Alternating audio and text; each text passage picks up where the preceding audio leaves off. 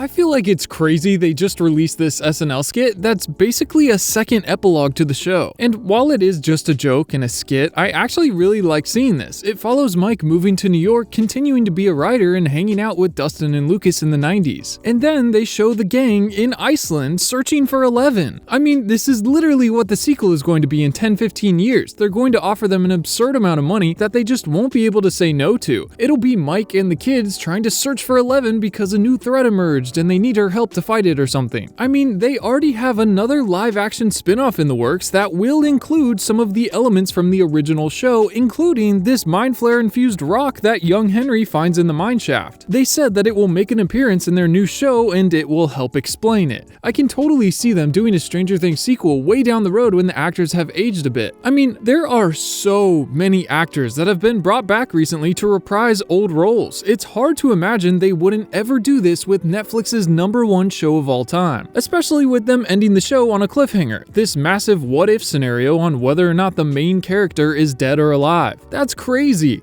It was refreshing to see SNL pick up where the show didn't. It was really nice to see the guys together in this happily ever after. There's no more Vecna or Mind Flare threat, and each of them got to actually move on with their lives. It shows us them in the 90s in New York, which means that if this was true, or even in the Stranger Things SNL universe, Hopper and Joyce are in New York too. In the finale, when Hopper proposes, he also asks Joyce if now that she's not tied down, since Jonathan is in New York attending NYU and Will went off to a faraway place, she doesn't have a reason to stay in Hawkins. Hopper is offering her a chance to leave this place and all the trauma behind and suggests moving to Montauk, New York. It's this town at the easternmost tip of Long Island, which is under a 3-hour drive from Manhattan. I would like to think that Hopper and Joyce are definitely in a small home somewhere down the road just a drive away from the city. I just love this idea that Mike as well moved to New York to try to make it as an author, and Dustin and Lucas come to visit him. But this first scene takes place in a cafe where we see Mike writing on this massive laptop, but it almost seems like he's writing about his own story, like an autobiography. Listen. And it doesn't take a hive mind to realize after you've dated an 11, even 10s fall short.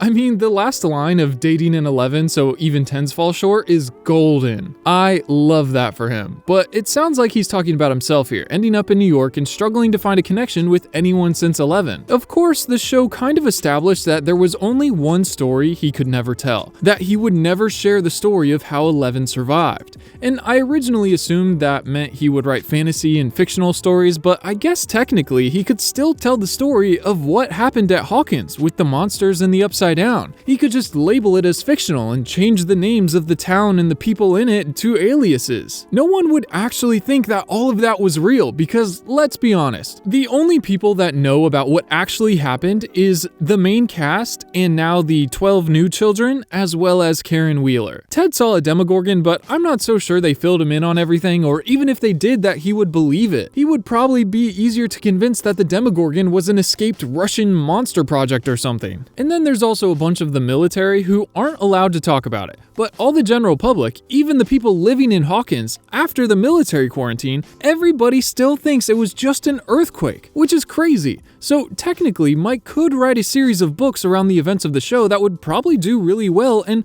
besides the 30 civilians that know it was true, everyone else would have no idea.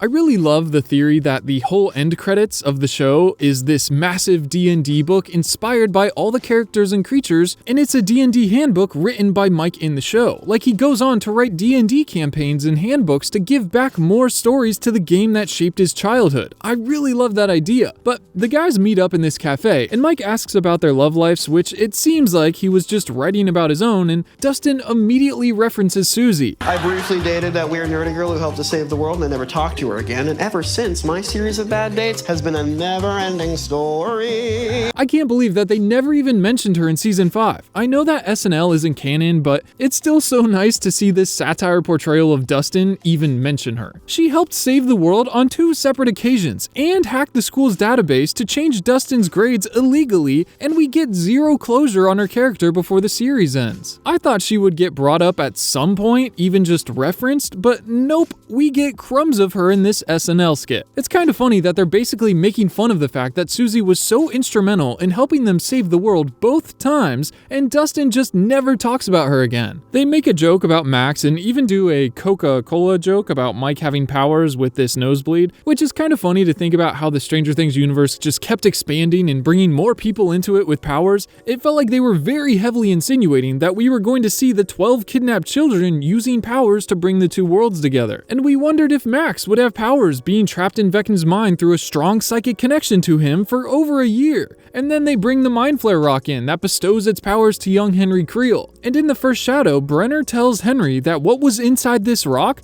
they extracted from Brenner's father, meaning he should have powers too. I mean, the list just goes on and on, so it's kind of funny to joke about Mike getting powers as well, but then they go on to address the idea of the secret 9th episode. One side of the internet was totally convinced there was some secret unannounced episode due to all the continuity errors in season 5. Will at one point mentions how they all loved to get milkshakes at Melvald's when they were kids. We like biking to Melvald's for malted milkshakes. Melvald's is this hardware store that Joyce says she's been working at in season 1 for 10 years. I've been here 10 years. Will is 12 years old in season 1, so he was saying they got milkshakes here when they were all 2 years old? This is most likely some crazy big continuity error that some writer just overlooked. I don't know how you do that when Melvald's is a pretty big part of the show, especially in the first 3 seasons. But recently though, in the first Shadow stage play, they introduced to the lore that Melvald's was originally a diner in the 50s when Hopper and Joyce were in high school. Henry Creel / Vecna would also go to this diner as well, and some fans thought this was the writers hinting at Vecna controlling Will here. And it was technically Henry's memory of milkshakes at Melvald's, and the slip-up was on purpose from the writers to give us a hint that Will wasn't really being himself. There was a lot of other weird dialogue and hints throughout the season that contributed to this idea there was a completely secret storyline and that an unannounced 9th episode would be released on a random day after the finale aired. And this would reveal that Vecna's tricked everyone and this reality and the events that happened were all fake and the true ending would be revealed. It was just such an insane theory that was contrived by fans who were being told that nothing is a coincidence. I don't believe in coincidences. That, along with some inevitable plot holes when you're dealing with a story this massive that wasn't entirely planned out from the beginning. You're bound to have some things not line up, but there was a petition that got almost 400,000 real signatures in hopes of them releasing the cut footage from the season, thinking that Netflix is the ones that forced them into a shorter season, resulting on it being messier. I mean, the Duffers and some of the main cast had to come out and address the rumors and concerns, shutting everything down, saying there's no director's cut or 9th episode. But it's really funny they brought this up in the skit, and they did a bit that here's your 9th episode, and they show Mike, Lucas, and Dustin in Iceland. Dustin and Lucas don't know why they're here, and Mike reveals it's where Eleven's been hiding. And I don't think this is how the immediate story after the finale would go. I don't think if there was an episode 9 that it would take place like this unless it was a 10-15 year jump in the future. But I do really love seeing this glimpse into the what if with the main cast that they actually go to Iceland in search of Eleven. I think this is more realistically something that would inevitably happen in a future sequel. Because with them having 100% of the main cast still alive in universe and purposefully avoiding killing off anyone, it's hard to believe that in 10 to 15 years time they won't bring everyone back for a sequel. And originally I imagined that Mike himself would go on writing novels for a while, and then later in life he would struggle to find another person for him as good as Eleven was, and he would leave everything behind and eventually go out searching for Eleven himself. I imagined that Mike would hear tales of a woman with magical abilities that protects a small village, or hear the myth of some protector of a legend that fits the description of Eleven's powers, and he would go in search of her. I still like this little head nod to them not giving up on her and going out in search of her, but realistically, I feel like only Mike could go if they hope to keep her existence a secret. In a far-off sequel, it wouldn't be surprising if there's a new threat and then they have to go find her to help them fight it or something, and so the main cast, Will and Max as well, could go off on an adventure searching for her, and the journey itself could take up a large part of the show. Because as of now, all we have is a bunch of amazing fan art and fan fictions that Eleven gets her happily ever after and finds Mike. If you're going to make a point to not kill her off, she should at least get to be happy. She's isolated in an unfamiliar place and has no contact with Mike, Hopper, Joyce, Will, Max, anybody. I just wanted to stop and look at this real quick because I thought it was really funny and talk about it with you guys. Thanks so much for watching. I'll see you soon with another one. Peace.